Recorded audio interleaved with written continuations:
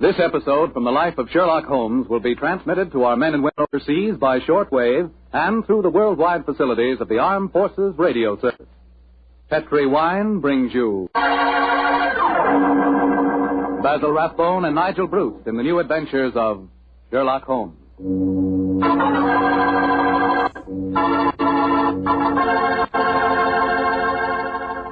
The Petri family, the family that took time to bring you good wine, invite you to listen to Dr. Watson tell about another exciting adventure he shared with his old friend, that master detective Sherlock Holmes. And say, I want to ask you if you've sent in for that little present we've got for you. You know, that swell recipe calendar. It's free, of course, and it's really something. It's a 2-year calendar for 1945 and 46, and it's beautifully done in full color. But the best part of it is that it's jammed with recipes and ideas for cooking with Petri wine. Send for your free recipe calendar tonight. Just send your name and address to Petri Wine, P-E-T-R-I, Petri Wine, San Francisco 26, California. San Francisco 26, California.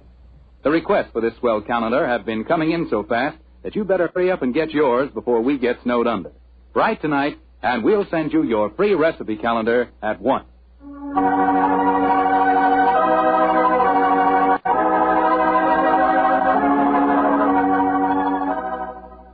And now for our weekly visit with the good Dr. Watson. Let's see if he's waiting for us. Good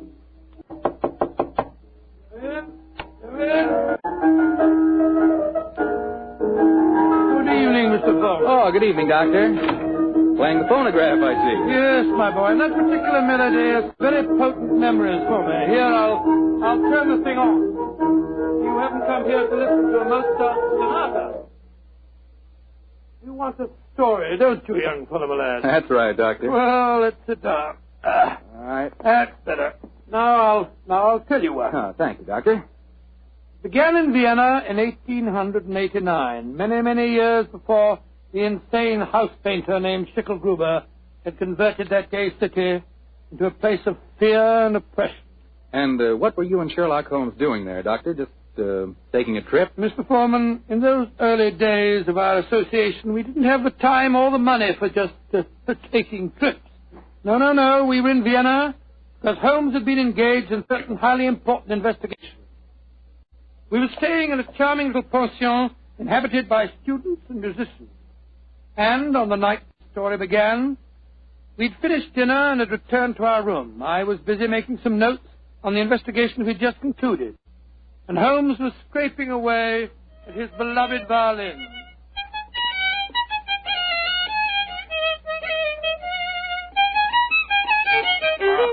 Found it. What's wrong? Why can't I get it? Oh, it sounds very pretty to me. Pretty, really, old chap. An amateur. And a heavy-fingered one at that. Listen to this. Oh, sounds like a fiddler at an Irish wake. Oh, take it easy, Holmes. Take it easy. There's no need to fling the violin down like that. What's an old chap? Why, with all your other excellent qualities, are you not a pianist? What's the piano got to do with it? In this case, everything. There's a piano in this room, and if you could play it, the Mozart sonata I'm struggling with might have some meaning. Come in. Oh, good evening, Fräulein. Wish to see me? You are Herr Sherlock Holmes. That is my name. Then, I wish to see you. I am Leah Uhlenstein. I live here in this pension. How do you do? This is my friend, Dr. Watson. How do you do, Herr Doctor? Oh, glad to meet you, my dear Leah. Fräulein Uhlenstein, may I pay my tribute to the brilliance of your piano playing? You have the exact precision of phrasing that Mozart demands. How do you know of me? Both Dr. Watson and I were present at the command performance you gave at the Imperial Court a fortnight ago. Hey, curious, I knew I'd seen you somewhere before. My friend was just expressing the need of a pianist as you walked in, young lady. Perhaps I'm two of you... sorry. I do not play with amateurs. Amateurs? Well, really... I do not mean to be rude. It's just that my life is dedicated to my professional career. I quite understand, Fräulein. And now please tell me, what can I do to help you? I must presume you've come to see me in my professional capacity. Jawohl. That is correct, Herr Holmes. Though I realize to a great detective like you, my problem must seem quite trivial. I'm being blackmailed by a man in this pension. He is Sándor Árpády, a Hungarian painter who lives in the studio upstairs. Sándor Árpády. Yes, I think I've heard of him. Since 2 months now, ever since he knows my secret, he's come to me for money, and today he tells me he must have 250 gulden. or he will go to the police. I have not that much money. Herr Holmes, please to tell me what I shall do. Just what hold does he have over you? My brother, Karl, he got into some trouble here, and the police were looking for him. But he ran away to München, as you say, Munich, and Sander our party knew of this. He was a friend of mine, so I thought. When this trouble came on my brother, I turned to Shander for help. He smuggled Karl out of the country, and he turned on me for blackmail. He's a bad man. I wish he was dead. Most blackmailers are cowards at heart. I think Dr. Watson and I will call on the gentleman. By the way, does he have any written evidence of your brother's crime? Yeah, he has his address in Munich. I show Shander a letter from him when he first go there, and he keep the letter, will not give it back to me. And if he gave the police your brother's address, they'd arrest him, eh? They would, of course. Yes, of course they would. Herr Holmes, will you please to tell me what I should do? I cannot go on this way. My music Now, is... Fräulein, calm yourself. I shall be most happy to help you, and if you will lead the way, we'll see how persuasive we can be with Shander Rapalli.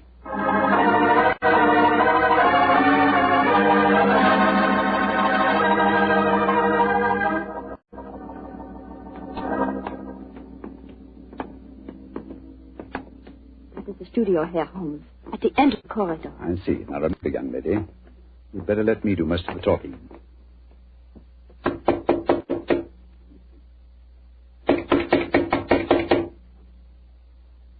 He must be out. That is possible. Locked. I think, bearing in mind our party's profession, we'll take the liberty of opening his door.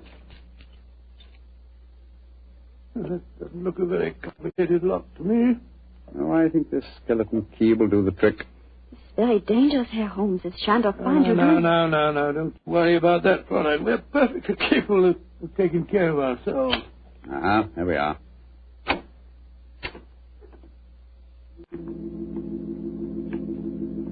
Close the door behind you, will you, Watson? Can't see a thing. I'll strike a match. Oh, Gott nehme. Quick, can't look at him. Thumped over his desk. Light the gas, will you, Watson? Right you are, Holmes. There. Judging from his appearance, Fräulein Ullenstein, I think Shander Rapalli had other enemies besides yourself. Less scrupulous enemies. He's been strangled. Look at the finger marks on his throat. Is he... Yes. His body is still warm, though. I'm afraid he's dead. I'm glad. He was a bad man. Deserved to die. Watson, do you notice that the fingers of the killer have broken the skin and drawn blood? Oh, yes, so they have. Should we not communicate with the police? Before we do that, Fräulein, we must see if we can find your brother's letter. Help me move the body, will you, Watson? Lying across an open dispatch box that might contain the document in question. Right, Joe. Come on, Buffalo. That's it. For a painter, the late Mr. Rapalli was an unusually methodical man. Everything filed here in alphabetical order. Here we are. Fräulein Leah Ullenstein. And the letter has the Munich postmark. I think this must be the document in question. Will you examine it, please, Fräulein? Yeah, this is the letter. Herr Holmes, how can I thank you? There's very little to thank me for. If the blackmailer were still alive, I fear it wouldn't have been so simple a matter. I wonder what other treasures this box contains. Hello? What is it, Holmes? Interesting. Extremely interesting. Look at this, old fellow. Good Lord. Information on the case that we've just been working on. Exactly, and from the names attached to the document, I think we may assume that the dead man did not confine his blackmailing to struggling young pianists. He was after big game, too. Yes, we'd better be careful, Holmes. I don't think that we should go for the police just yet. No. We'll start by having a little talk with the other residents of this pension. Fräulein, who lives in the room adjoining this one? I too, Herr Holmes. And the room across the landing? Lai Tong-fo, the great Chinese actor, he's performing here in Vienna. I see. Then I think we'll start by calling on him. Return to your room, Fräulein, and we will let you know later what we've found. In the meantime, say nothing to anyone of what has happened. I will do everything you tell me, Herr Holmes. And please, once again, please let me thank you for what you've done for me. You know, Holmes, I'm not sure that girl didn't strangle Rapalli herself. Pianist would have unusual strength in her fingers. And we know that she had the motive. And look how naturally calm she was when she realized the man was dead. I disagree with you, old fellow. Huh? I think what you refer to as unnatural calmness is really the cold detachment of the true artist. Well, I have a feeling we should keep an eye on her, just the same. We will, Watson, we will. And now I suggest we pay a visit across the landing to the distinguished Chinese actor, Mr. Ling Tu Fo.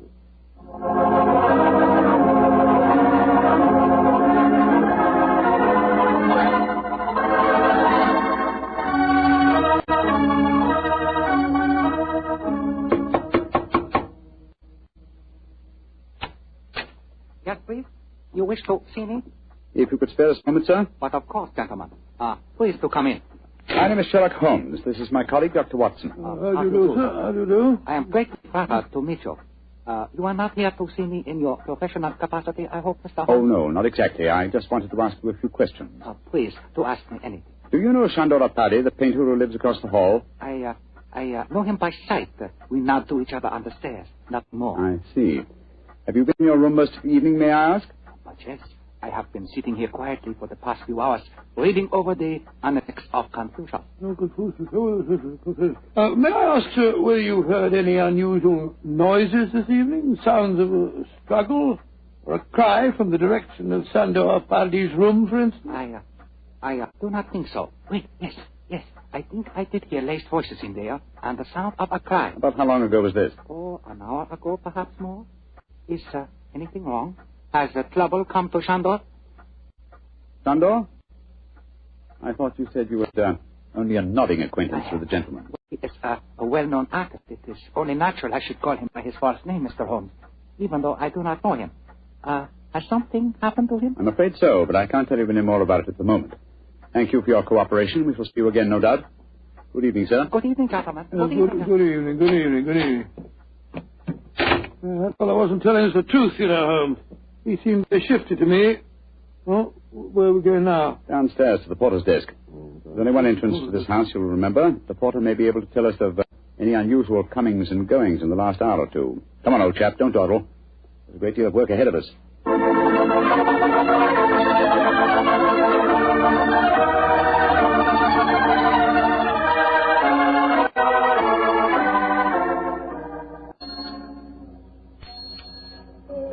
Herr Holmes, what can I do for you? How long have you been on duty tonight? Since 5 o'clock. Did you notice what people have come in or gone out since then? No one has gone out. Ah, splendid. And who came in?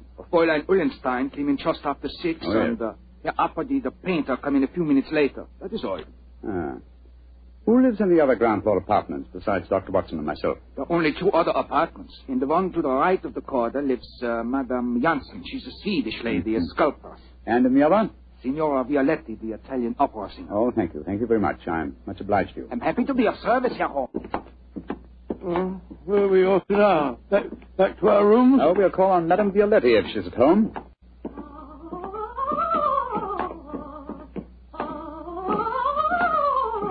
It sounds as if she's very much at home.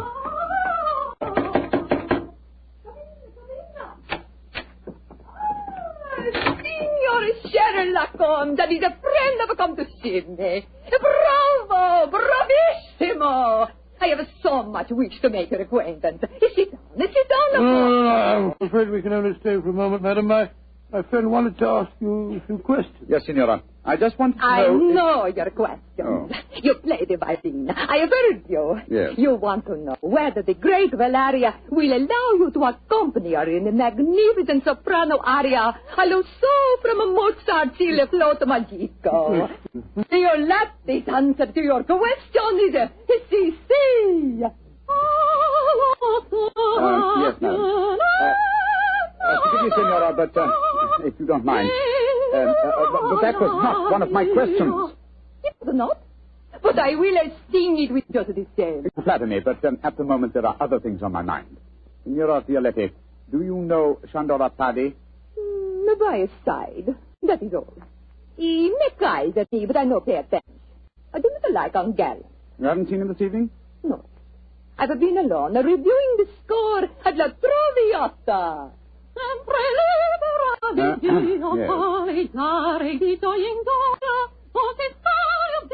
I am to sing it next week here in Vienna.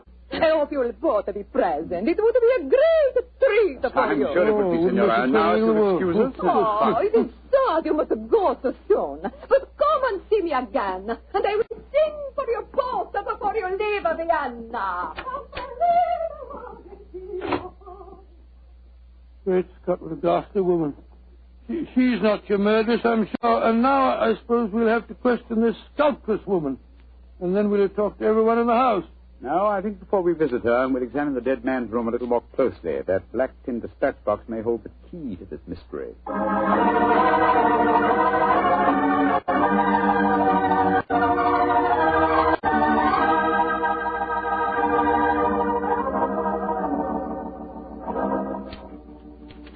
Idiot. Numbskull. Why didn't I go through these papers thoroughly at first? Yes, they certainly tell an interesting story. Our party had obviously been blackmailing Madame Janssen, the sculptor. Yes, and also our friend, the Chinese actor, Lai Tung-fo. Then Lai Tung-fo was lying when he said that he didn't know our party. Obviously. By George, 3 of the 4 people living in this house in his power. Hello. What's the matter? What have you found? Footprints in the cigar ash on the carpet. Prints of a small foot, leading us to this closet. Somebody must have been hiding in there. Very possibly. Uh-huh. Take a look at these, Watson. Strands of hair. Long black hair. Where were they? On a hook in the cupboard. Someone bracing themselves back so as to be out of sight could easily leave such evidence. I've got it, Holmes. I've got it. The long black hair, the long nails that caused the peculiar marks upon his throat, and a small footprint. It was a woman. But which one? Fräulein Ullenstein and Signora Violette both have blonde hair, remember? And it must be that sculptress woman. Not necessarily. Who else, not a woman, might have small feet, long nails, and long black hair? By Jove, the Chinese actress. Come on. I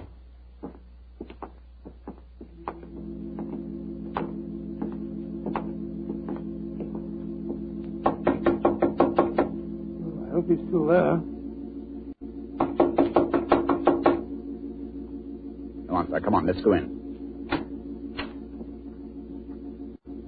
Holmes, look at him. He's praying. His head's in his hand. Oh, my dear fellow, I'm afraid prayers can do him no good now. He's been strangled. Strangled with his own cue.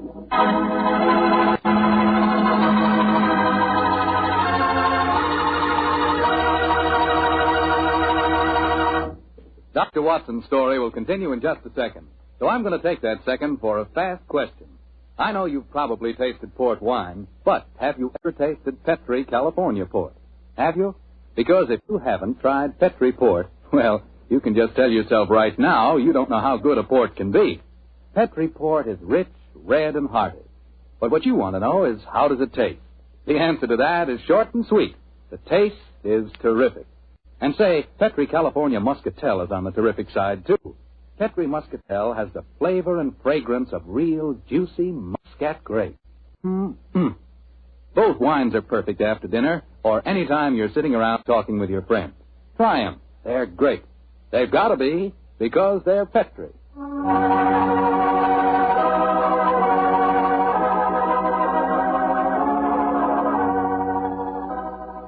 And now back to tonight's new Sherlock Holmes adventure. The famous pair are staying in Vienna, where they've become involved in the mysterious strangling of a notorious blackmailer. As we rejoin our story, Sherlock Holmes and Dr. Watson are cross-questioning another of the suspects, a Swedish sculptress by the name of Madame Janssen. What do you want with me? Why have you come in here? Well, we just wanted to ask you a few questions, madam. To admire your figurines, may I ask if you always work in clay? Yeah, but what's that to you? Do you wish to buy some of my sculpture? No, but I assure you the question was pertinent. Tell me who you are and stop wasting my time. My friend is a private detective, madam. A detective? Who sent you here? No one sent me here. I'm conducting an investigation of the murder of Shandor Paddy. Shandor dead? Mm-hmm. Good. I'm glad. Yes, madam, but we happen to know that you had a motive for killing him. He'd been blackmailing you. Get out of here. What right have you to come here and question me? No. Look here, madam. If you know what's good for you, you will answer our and question. If you know what's good for you, you'll get out of here, both of you. Come along, Watson. But, Holmes, you can't possibly... Forgive me, madam, for our intrusion. We've meant no rudeness. You have been rude. Intolerably rude. Go away.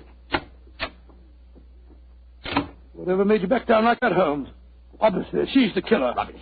But her hair was jet black. Yes, but it was short hair.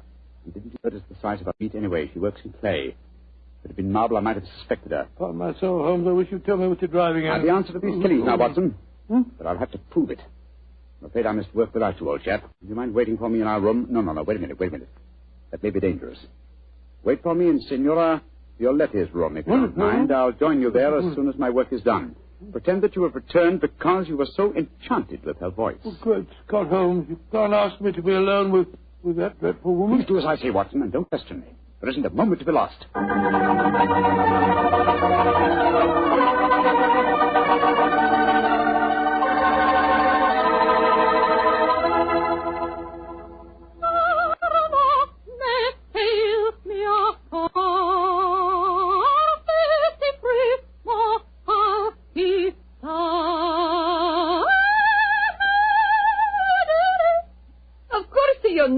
Aria, my dear doctor. No, madam, I'm afraid I don't. You've not heard of our great Giuseppe Verdi? Well, I heard of him, of course, but I can't identify his work. That was from a Rigoletto, you silly man. Rigoletto? Come, tell me your favorite composer. I will sing a song that is just for you. I will turn the gas light down. No. Turn the gas light down. That will be so much more romantic. Now, who is your favorite composer? Oh, I don't know that I have any to tell it. What's his name? Wagner's very fine, you know. Wagner is heavy like most German composers. But Violatti can master him. Oh, Lord, here she goes again.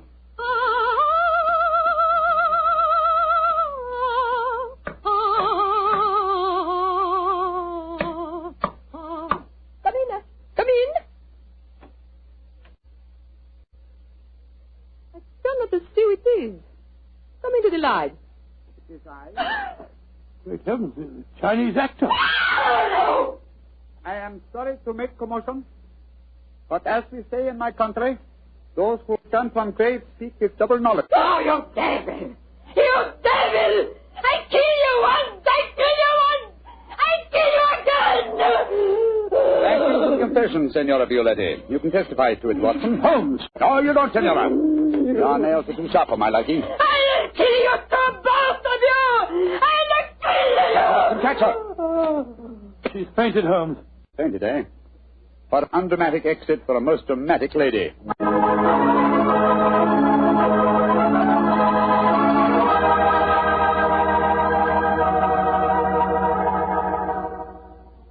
Well, Holmes, now that you've turned Signora Violetti over to the police, perhaps you tell me what made you certain that she was the murderess. It was obvious from the beginning that Parry was strangled by someone with long fingernails. When Lai Tung Fo was killed, it ruled him out. Then who was the woman with a motive and long nails? First of all, no. Elementary, my dear fellow. Was the woman Fräulein Ullenstein? No. Being a concert pianist, her nails were naturally short. The sculptress who worked in clay? Again, no. That would make it impossible for her to mold her delicate figurines. Therefore, Signora Violetti, by the process of elimination, was the only woman with long nails. Why did she strangle the Chinese actor, too? Undoubtedly, he witnessed the first killing. The long black hairs in the closet were from his cue. I presume that later he threatened Signora Violetti, and so he himself was strangled. I still don't understand why she strangled our party in the first place. Mr. Watson, I think you'll find that he's been blackmailing her, too. Remember, he had documents incriminating everyone in the house except her. I think we may assume she killed him and then removed her own papers from the dispatch box. But I'd no proof, and so, well, I had to frighten her into confession. So that's why you disguised yourself as Lai Tung Fu. Yes, I borrowed the robes from his room. It was lucky that the lights were low as I entered. Yes. And it's also fortunate that to the average European, all Chinese look alike. Come in. Ah, Fräulein Ullenstein. We're coming in to see you in a few minutes. I've been waiting so anxiously. Is everything all right? Well, from your point of view, my dear young lady, yes. There's nothing more for you to worry about. Oh, I would like to repay you, Herr Holmes. I've done very little for you, but if you really feel that you owe me something... Yeah? Well, perhaps just this once you wouldn't mind accompanying an amateur? It would be a pleasure. What did you wish me to play? A Mozart sonata. But of course. The rondo from the E-flat, I suppose, That's splendid. Please, Rolla. You like Mozart, Herr Doctor? Oh, very much, young lady, very much. In fact, I might say He is my favorite composer.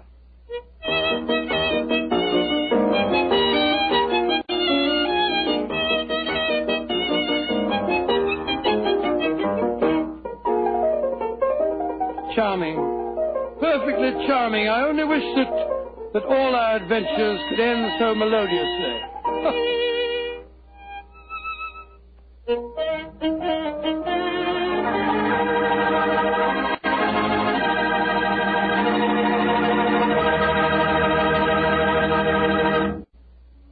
Tonight's Sherlock Holmes adventure is written by Dennis Green and Anthony Boucher and is based on an incident in the Sir Arthur Conan Doyle story, A Case of Identity.